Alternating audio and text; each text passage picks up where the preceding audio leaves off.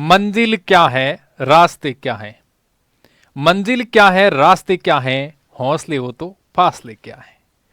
हौसले हो तो फासले क्या है। नमस्कार साथियों, मैं BL Dudi lab assistant selected आप सभी का मेरे यूट्यूब चैनल पे स्वागत करता हूं। साथियों, आज के इस वीडियो में मुख्य रूप से हम बात करने वाले हैं ज्योग्राफी लैब असिस्टेंट भर्ती के बारे में, क्योंकि ज़्यादातर कॉल मैसेज ऐसे ही आ रहे हैं कि सर हमारे लिए तो कुछ बनाओ, ज्योग्राफी लैब असिस्टेंट से संबंधित कुछ तो इन्फॉर्मेशन दो। तो आज का यह वीडियो आपके ज्योग्राफी लैब असिस्टेंट भर्ती का निचोड़ है। पूरी जानकारी इस वीडियो में मिल जाएगी, कहीं पर भी कुछ भी देखने का या सर्च करने का जरूरत नहीं पड़ेगी। देखो, लैब असिस्टेंट 2025 में भर्ती आ रही है राजस्थान के अंदर। कर्मचारी चयन बोर्ड इसका नोटिफिकेशन जारी करेगा। इसकी संपूर्ण जानकारी, पद क्या, मतलब कितने पद आएंगे, योग्यता, सैलरी, यानी कि लगभग 10-15 जो सवाल आपके डाउट वाले हैं ना, वो सारे के सारे क्लियर होने वाले हैं।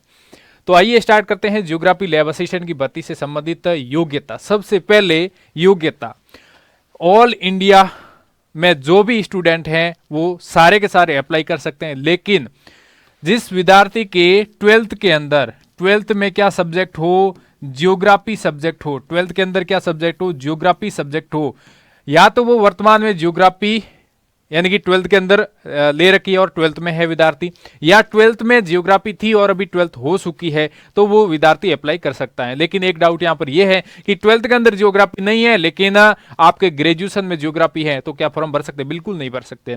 आपके 12th के अंदर यदि जियोग्राफी है तो जियोग्राफी लैब असिस्टेंट का फॉर्म भर सकते हैं।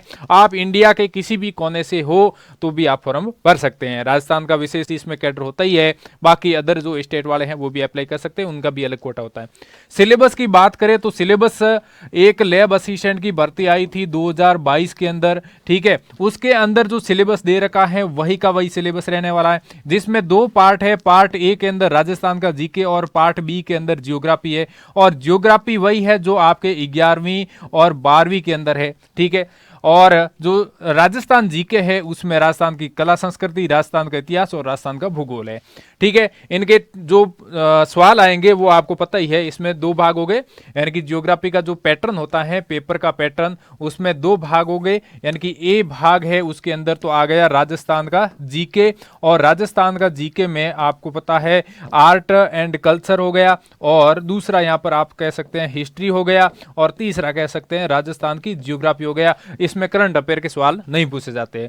दूसरा आपके पार्ट बी होता है। पार्ट बी के अंदर क्या पूछा जाता है? पार्ट बी के अंदर 100 सवाल आते हैं, कितने? 100। और पार्ट ए के अंदर जीके के 50 सवाल आते हैं। 50 सवाल 100 नंबर के, और यहां पर 100 सवाल हैं वो कितने? 200 नंबर के। टोटल आपके कितने का हो जाएगा पेपर? 300 नंबर में से कट ऑफ बनेगी। अब जो पेपर बी है वो बात करें, 100 सवाल आते हैं आपके ज्योग्राफी के, और ज्योग्राफी है वो 11वीं एंड 12वीं के टॉपिक दे रखे हैं, और बेस्ट बुक कौन सी है वो भी हम बात करेंगे आगे। फिर बात करते हैं इसमें सीईटी क्या शामिल है। बिल्कुल सीईटी शामिल नहीं है, और ना ही कंप्यूटर कोर्स यानी कि RSCIT शामिल है। आपको ये जो वैकेंसी है दो, एक साइंस लैब असिस्टेंट और एक ज्योग्राफी लैब असिस्टेंट, ये जो वैकेंसी है इसमें आपके ना तो सीईटी है ना RSCIT, कुछ भी शामिल नहीं है। सिर्फ 12th के अंदर क्या होनी चाहिए? ज्योग्राफी सब्जेक्ट होना चाहिए।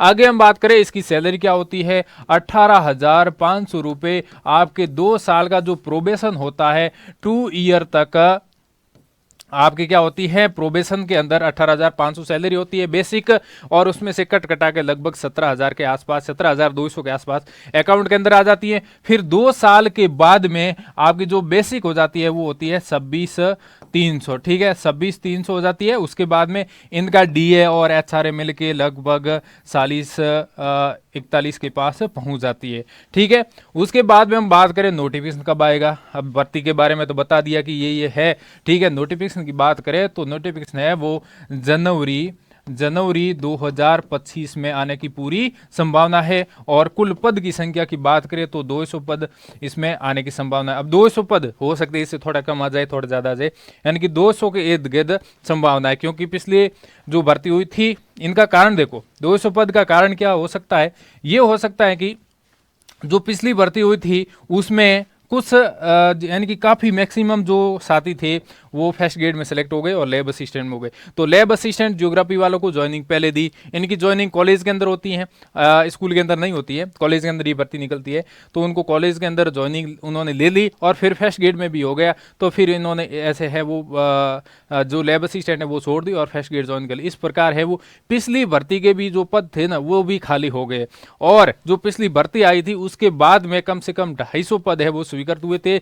इसके संबंध में मैंने पहले भी एक वीडियो बनाया था जब पद स्वीकृत हुए थे, आज से लगभग 1.5 साल पहले। फिर परीक्षा की बात करें तो परीक्षा है वो 2 से 4 नवंबर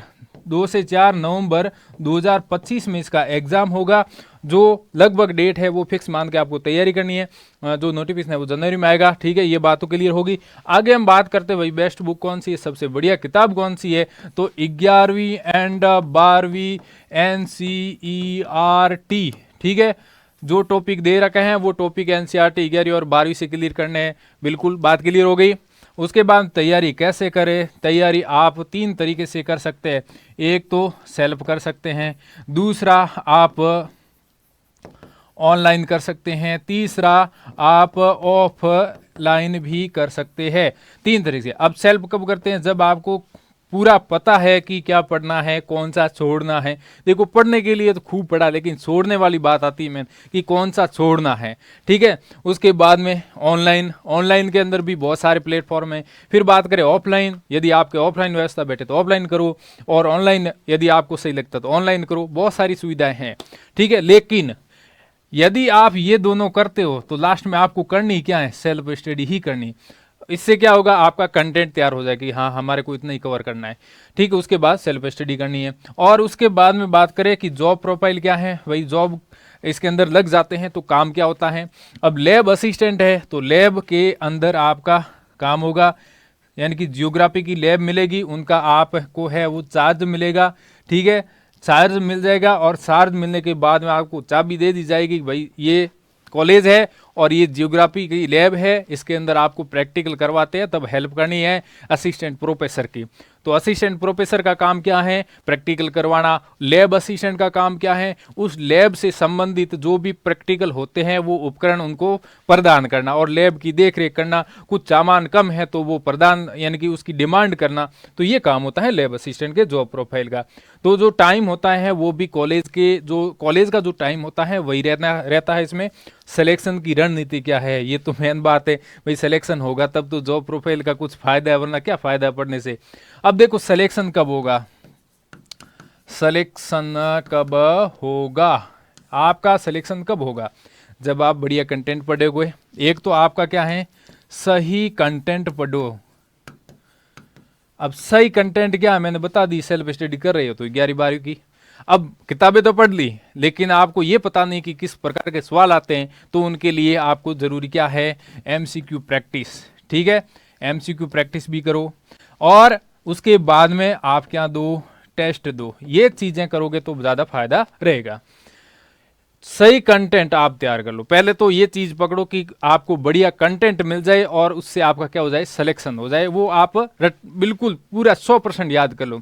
तो एक तो मेन बात ये हो गई। दूसरा, उससे संबंधित जो भी सवाल है उसकी प्रैक्टिस करो, और उसके बाद में यदि टेस्ट की सुविधा हो जाती है तो टेस्ट प्रैक्टिस भी करो। तो ये चीज होती है सिलेक्शन लेने का। अब कि सर हम तो कर रहे हैं, ठीक है, आपका यदि पहले तैयारी की हुई आपको पता है तो बहुत ही बढ़िया शानदार तरीके से तैयारी करिए और जी जान लगा के तैयारी करिए। कंटेंट एक रखो, बार बार ज्यादा किताबें मतलब। अब कोई भी क्या विद्यार्थी क्या करते हैं, बहुत सारी किताबें ले आते और उसको ढंग से एक भी किताब नहीं पढ़ पाता है, तो फिर सिलेक्शन कहाँ से होगा, कोई उम्मीद ही मत रखना। तो कंटेंट चाहे कम हो लेकिन बेस्ट कंटेंट हो। क्या होना चाहिए, आपका बेस्ट स्टडी मटेरियल होना चाहिए। ठीक है, जिससे आपका सिलेक्शन हो जाए, उसी को बार बार पढ़ो। एक आपके पास में बेस्ट कंटेंट है, बेस्ट स्टडी मटेरियल है, उसको आप 10 बार पढ़ रहे हो। ठीक है, और दूसरा आप क्या कर रहे हो, 10 बुक लेकर आ रहे हो। क्या लेकर आए हो, 10 बुक लेकर आ रहे हैं और उसको आप एक एक बार पढ़ रहे हैं। तो फायदा ज्यादा किस में होगा, ज्यादा इसमें होगा। ठीक है, आपने कंटेंट सही पढ़ लिया। अब क्या करना है, आपको कितनी बार, कम से कम 10 बार रिवीजन करना है। अब देखो ये चीज तो आपको करनी है, लेकिन मैं सिलेक्टेड हूं और भी अपने स्टाफ साथी हैं जो लैब असिस्टेंट्स सिलेक्टेड है ज्योग्राफी से और साइंस से भी। तो ये प्लेटफॉर्म इसलिए बनाया है कि ताकि अपने जो साथी है उनकी हेल्प हो सके, उनको एक सही कंटेंट प्रदान हो सके। तो इसमें ज्योग्राफी लैब असिस्टेंट का भी कोर्स हमने स्टार्ट किया सरोदी कैरी इंस्टीट्यूट पर। वैसे तो सभी को पता है, लेकिन कुछ नए साथी भी जुड़े तो उनको ध्यान नहीं है। तो देखो, ज्योग्राफी लैब असिस्टेंट का कंप्लीट कोर्स है ऑनलाइन, जिसमें क्लास की वीडियो और साथ में नोट्स की पीडीएफ और चैप्टर वाइज आपको टेस्ट भी मिलेगा। और फिर मई में हम क्या करेंगे, एक शेड्यूल बनाएंगे और उस शेड्यूल के अकॉर्डिंग आपकी चलेगी टेस्ट सीरीज, जिसमें आपका रिवीजन हो जाएगा शानदार तरीके से। और साथ ही साथ एक बुक भी हम बना रहे हैं, जियोग्राफी सब्जेक्ट की बुक। जियोग्राफी सब्जेक्ट की बुक बना रहे, लगभग 1-1.5 महीने के अंदर ये बुक भी बन के तैयार हो जाएगी। फिर आप हैं ये कोर्स, ये जो बुक है ना वो इस कंटेंट के अकॉर्डिंग होगी, जो क्लासें वगैरह होगी ना उनके नोट्स है उसी की बुक बनेगी, जो आपके टाइपिंग के द्वारा बनेगी सारी। उस पर भी काम चल रहा है, साइंस लैब असिस्टेंट की तो जल्दी आ जाएगी। ठीक है, तो ये चीज़ें हैं आपके सिलेक्शन से संबंधित, ये रणनीति हैं। अब देखो, ज़्यादा आपको यूट्यूब पे इधर उधर मत ढूंढना। कोई विद्यार्थी क्या करते हैं, एक मेरा वीडियो देखा मैंने डाला, फिर दूसरा कोई सर्च करके देखते हैं जियोग्राफी से संबंधित कोई अपडेट आ गया क्या, और दूसरा का वीडियो देखते हैं। तो ऐसे आपका टाइम खराब हो रहा है। आपको देर सवेर जो भी जानकारी है वो मिल ही जाती है, चाहे आपको किसी एप्लीकेशन से जुड़े हो, चाहे आप किसी ऑफलाइन से कोचिंग से जुड़े हो, चाहे आप टेलीग्राम से जुड़े हो, आपको जो भी जानकारी होती है, जो भी वैकेंसी से संबंधित है, वो देर सवेर मिल ही जाती है। लेकिन ये होता है कि आप किसी एक व्यक्ति से जुड़ोगे तो आपको ज़्यादा बेनिफिट होगा। ज़्यादा लोगों की सुनोगे तो फिर उसी भ्रम में आप सही तरीके से अपनी तैयारी नहीं कर पाओगे। तो मेरा एक ही कहना है, आपको ये कहना है कि कम से कम लोगों की सुनो, ज़्यादा लोगों से राय भी मत लो, सलाह भी मत लो। ठीक है, अपना टाइम वेस्ट मत करो, अपने समय की कीमत को समझो। अब समय है वो ये अब जो निकल जाएगा फिर वापस ये आने वाला नहीं है। भर्ती भी निकल जाएगी, फिर सिलेक्शन आपका नहीं हुआ तो फिर पछतावे के अलावा कुछ भी नहीं होगा। तो इसलिए मैंने सबसे पहले यही आपको कहा था कि तैयारी है वो बहुत ही बढ़िया तरीके से करनी है, सिलेक्शन लेना है। तो आप ज़्यादा लोगों की मत सुनो, कम हैं जो लोग हैं आपके गाइडेंस देने वाले हैं, आपको पॉजिटिव एनर्जी से भरने वाले लोगों की सुनो। और जो अपने किताबें हैं ना, जो अपना स्टडी मटेरियल है उसको दोस्त बनाओ, तो आपको अपना रिजल्ट प्राप्त होगा, अपनी मंजिल है वो प्राप्त होगी। और कोई भी डाउट है, पीछे रह गया होगा आपका डाउट, तो आप कमेंट बॉक्स में कमेंट करो, या जो मेरे व्हाट्सअप नंबर है उस पर आप मैसेज करो। थैंक यू, धन्यवाद। मिलते हैं अगले वीडियो में। जय हिंद, वंदे मातरम।